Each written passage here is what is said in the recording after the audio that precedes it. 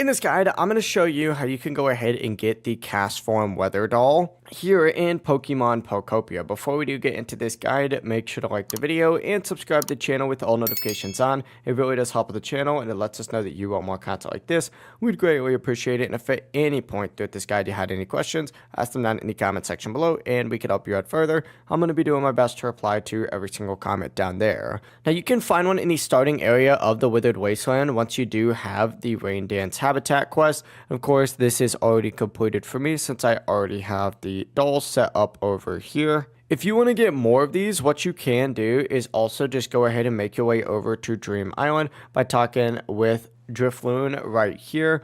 Once you arrive, there's going to be a little ladder there. Climb up it. There's going to be a Castform doll the first time you visit, and you can repeat this on new Dream Islands to collect even more. But the process really is as simple as that.